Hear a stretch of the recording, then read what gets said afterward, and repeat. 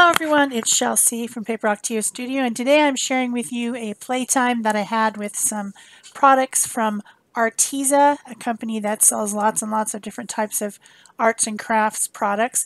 They sent me these items for free. In exchange, I make a video using them. So what they sent me was a pack of vinyl, self-adhesive vinyl, 50 sheets in the pack, matte black color. And then they also sent me this thing, I think it's called a quilter's kit, but is basically a wheel cutter with 3 blades, a self-healing cutting mat, and a ruler, a plastic ruler to help you keep everything straight. The mat has lines on it for helping you make everything very square, and then it also has some angular lines. It's really great for cutting out material if you're making a pieced quilt. But it's also great for cutting this vinyl and paper as well. The cutter is very sharp, and there's 3 little blades. I had to put the blades on myself. And then the plastic ruler is thick enough to guide the wheel cutter along it so that you can keep everything really straight. And it also has measurements on it, so you can very easily make, a 2-inch square or a 1-inch strip or a 3-inch triangle, or something, any type of a geometric shape like that would be easy to cut with this system. And then the mat, it doesn't get cuts in it. It heals itself. It's kind of a squishy plastic. And I thought that the products were very, very nice. I've had something like this from another brand before. I threw away the ruler eventually because I chipped it because I'm not very careful. But these products are very comparable to others that are similar. Plus, they are less expensive. Also, I've been told I will have a coupon code in the description box below that you can get 10% off if you order using that coupon code link. So I was thinking to myself, what should I do with this vinyl? I didn't want to do something that everyone else would do because I'm not everyone else and I do different types of stuff. And I thought to myself, this would make a really good masking material because it's vinyl. It's kind of a plastic, and then it's self-adhesive. So I decided to try it out on a couple different little pieces of papers. And the papers that I chose were Yupo paper, which is a plastic paper. It's basically a plastic. I don't know why they call it paper, but it's called Yupo paper. And you can buy that online, or you can get it from Ranger, or directly, like from Amazon or something. And so I took some of those little strips. I was trying to see how skinny I could cut a strip, and I was able to get down to like 1/16 of an inch, which is really skinny. And I made them in different widths. And then I put some on the Yupo paper. And the reason I started with Yupo paper was because I was pretty sure that no matter how adhesive the vinyl is, which it does have some very strong adhesive on the back, it would still come off the Yupo paper because Yupo paper is plastic, right? It can't stick on there forever. Although I have seen other people use this vinyl type of a product to put on like coffee cups and things, to like die cut out little pieces and put them on something as kind of a permanent bond. But I wanted it to be masking material. So I kept using different colors, starting with a lighter color. This is alcohol ink. Alcohol ink and Yupo go together like peanut butter and jelly. They're so lovely together, and they make such interesting things. So I put on the yellow. I think it was lemonade yellow or something, and then put on some more strips. Put on some of the terracotta color. Dried that, and I'm spritzing it with 91% alcohol, and then using my heat tool to dry it by kind of chasing around the puddles and making an interesting pattern. And then the third color that I put on was mushroom. And interestingly, mushroom had a little bit of blue in it. I'm not sure if it's really in there or if it had somehow touched some turquoise on the nozzle or something, and then, I don't know, anyway. This piece turned out beautiful, and I was able to get the vinyl masking off very easily. Here comes a close-up so that you can see what it looks like close-up. It's beautiful. I love it.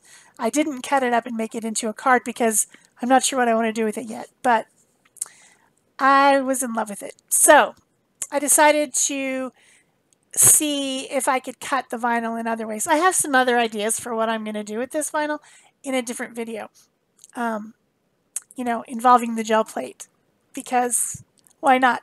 But I decided I wanted to see if I could make some wavy lines. Of course, the rotary cutter, the wheel cutter, is designed to cut straight lines. That's the whole point. But you could also use just an X-Acto knife and cut the vinyl on the cutting mat, in any shape that you wanted with an X-Acto knife. You could cut it into stencils if you wanted to. You could do all kinds of things with it. So I decided to try 140-pound watercolor paper, and I know that masking materials will sometimes peel the watercolor paper. So I got a clean washcloth, and I'm de-stickifying. I don't know what the name for that is. It doesn't have a real name. Making it less sticky by putting the vinyl self-adhesive side down on the washcloth and then pulling it off. And then I got out some different, these are super concentrated watercolors, and I'm doing basically the same thing that I did with the alcohol inks on the Yupo, only I'm doing it on watercolor paper to see how well the vinyl will mask out a really wet media. Alcohol ink is wet too, but it dries really quickly. This is, especially because I was spraying it with water, it gets very, very wet. And I have these wavy lines instead of straight lines just to give that a try. See how that works. So I start with a green color, dry that, put some more strips on, move to a blue color, and dry that. And then I think the last one is like a dark purple color. Yeah, it's a dark purple. These are very, very intense watercolors. They're concentrated, it says on the bottle. So when you use them in this way, instead of putting them in a palette, but actually dripping them on, it makes some pretty nice, bright, bright colors, which I like. I like it when it's bright. Another thing that I thought of doing but didn't actually do in this video is to use some Brusho crystals with this same method. Masking with the vinyl and using Brusho crystals would be really cool. There's only so much things I can do in one video. And I did some other things, which I saved the footage for a different video. But so when I went to pull off the vinyl, I was getting some tearing. So then on these bottom two little pieces, I heated them up with my heat tool just a little bit, and they came off very clean. So on the watercolor paper, I think it's best to heat the vinyl, and then that will soften the stickiness and it will come off cleanly.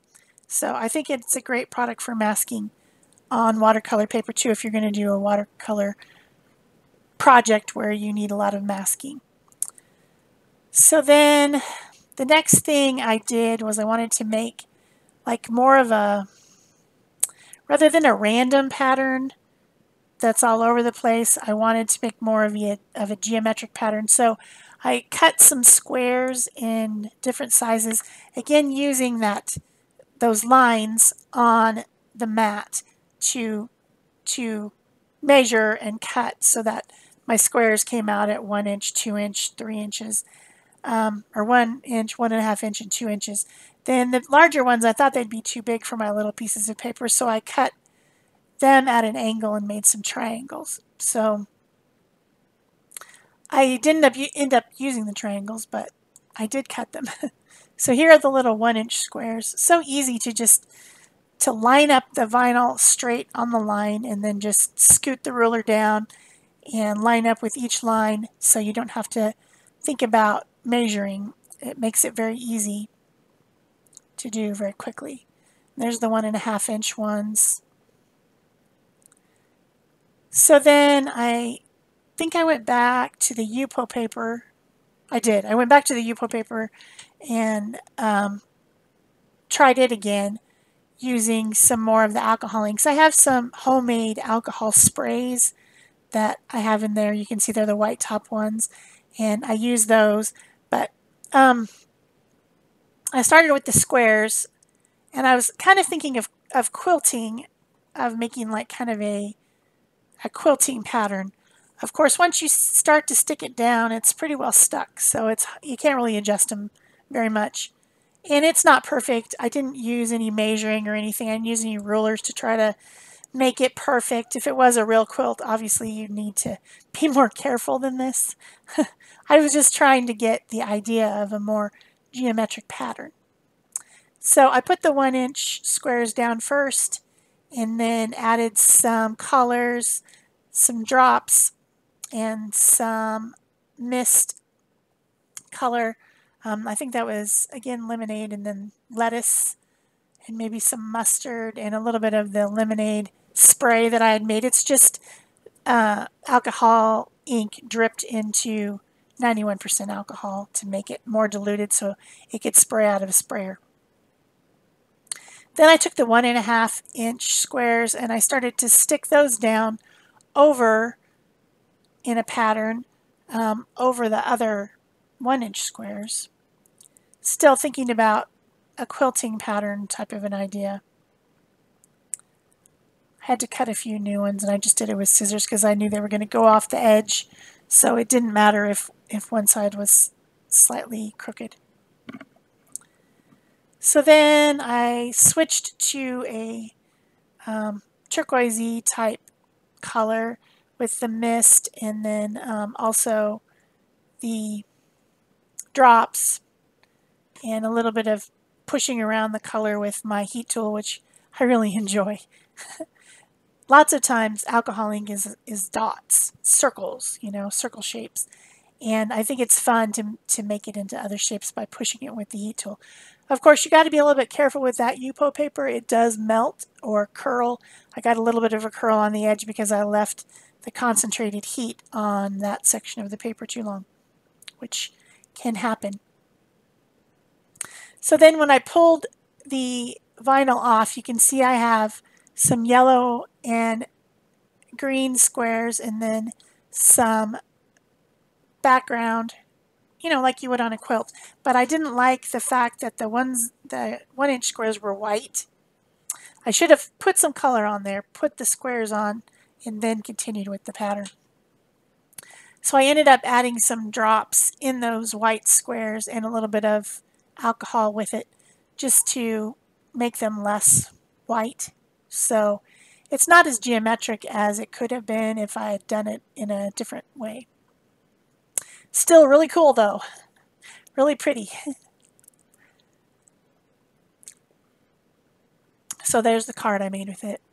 So then I decided to see how well the vinyl cuts in my Big Shot machine, Sizzix Big Shot machine, with some thin lint dies, also from Sizzix. These are a Tim Holtz set of dies that has wildflowers. I think they're wildflowers or weeds, maybe. So I put those on my magnetic platform, sandwiched in between the cutting plates, and then ran it through back and forward, and that cut the vinyl just fine.